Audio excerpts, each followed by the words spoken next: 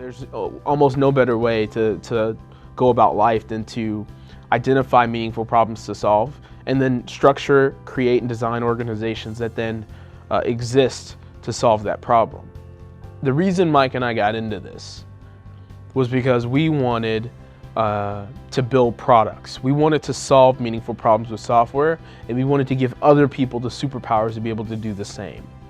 And on one side, I'm getting that. I'm building software right now. We have built a product for our school that we manage and run, and it does the job well, and we're adding features to it. I'm getting the experience I always dreamed of getting, of being hands-on with a product. But on the other side, I said, you know what? While we're giving each of the, some of these skills to people, it's not just each of the skills that matters. It's the alchemy of these skills brought together to actually produce a solution to a meaningful problem. I'm really interested in making sure that that happens.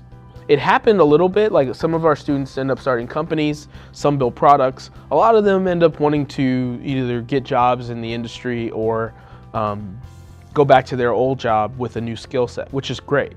But the reason Mike and I signed up to this was not just because we wanted entry-level jobs in coding. We wanted to build businesses. We wanted to build products and services that were awesome. I have 3 things.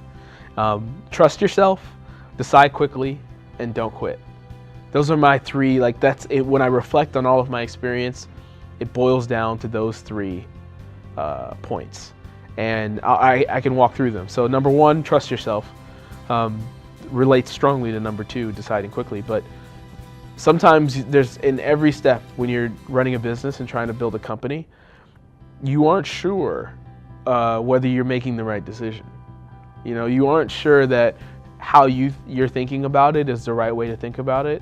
There's a lot of uncertainty and fear when it comes to your approach and the decisions you need to make. So at some point or another, you just kind of have to go with your gut and trust yourself and just go with it and try it out. Be ready to accept it being a mistake or a bad call, and be ready to adapt if that happens. So decide quickly. The quicker you decide as an entrepreneur, the quicker you'll get feedback as to whether it was right or wrong.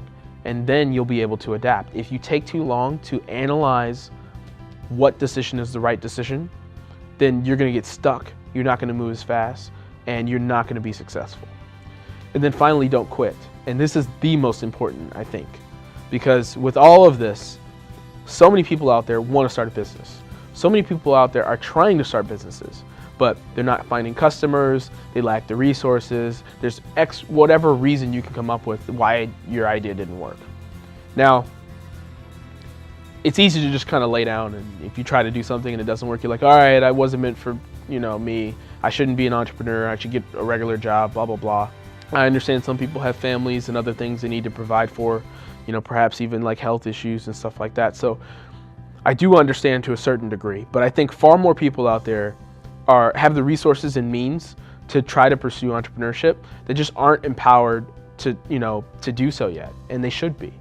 And there are ways to, make a living and to stay afloat while you pursue that, no matter what. So not quitting is ultimately the path to successful entrepreneurship, because a lot of people just lay down when things don't work out, and that's not in the DNA of an entrepreneur. Because you have to find a way to differentiate yourself.